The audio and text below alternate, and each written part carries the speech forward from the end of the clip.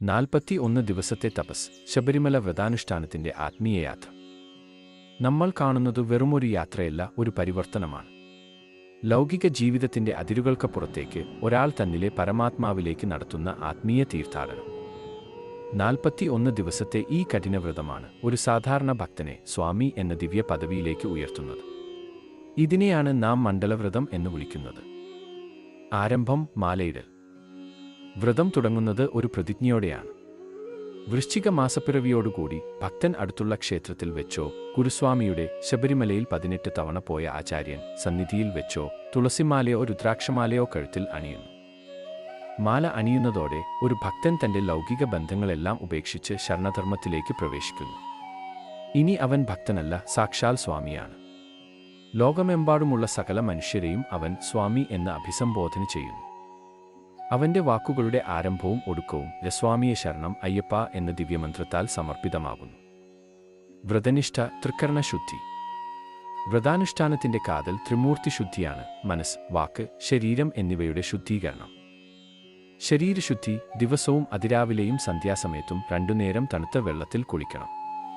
ശാരീരിക സുഖങ്ങളുടെ പ്രതീകങ്ങളായ ക്ഷൗരം, മുടി മുറിക്കൽ, നഖം വെട്ടൽ എന്നിവ കർശനമായി ഒഴിവാക്കണം.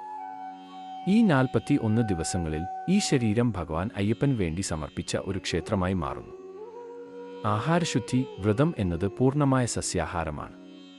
തമോഗുണമുള്ള മത്സ്യമാംസാദികൾ പൂർണ്ണമായും ഉപേക്ഷിക്കണം.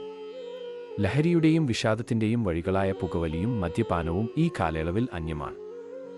മൻശുദ്ധി: ബ്രഹ്മചര്യം. ഇതാണ് ഏറ്റവും കഠിനമായ വ്രതം. പൂർണ്ണമായ ബ്രഹ്മചര്യം പാലിച്ചുകൊണ്ട് കോപം, അസൂയ, അഹങ്കാരം, ദുർവിചാരങ്ങൾ എന്നിവയെ മനസ്സിന്റെ വാതിൽക്കൽ തളച്ചിടണം. സത്യം മാത്രം സംസാരിക്കുക, മറ്റൊരാളെയും വാക്കുകൊണ്ടോ പ്രവൃത്തികൊണ്ടോ നോവിക്കാതിരിക്കുക. ഒരു തപസ്വിയെപ്പോലെ നിലത്ത് ഉറങ്ങുക, ലളിതമായ കറുപ്പ്, നീല, കാവി വസ്ത്രങ്ങൾ മാത്രം ധരിക്കുക. നിത്യകർമ്മങ്ങൾ: ശരണമന്ത്രം. ഓരോ ദിവസവും കുളി കഴിഞ്ഞ ശേഷം സ്വാമി ഭസ്മവും ചന്ദനവും ധരിക്കുന്നു. അവന്റെ സമയം ഭക്തിക്കും ധ്യാനത്തിനുമായി നീക്കിവച്ചിരിക്കുന്നു. ക്ഷേത്രദർശനം: സാധ്യമെങ്കിൽ ദിവസവും അടുത്തുള്ള ക്ഷേത്രത്തിൽ പോവുകയും ഭഗവാനെ കണ്ടു തൊഴുകയും വേണം. ശരണം വിളി: അവന്റെ നാവിൽ എപ്പോഴും ശരണം മന്ത്രം മുഴങ്ങിക്കൊണ്ടിരിക്കും.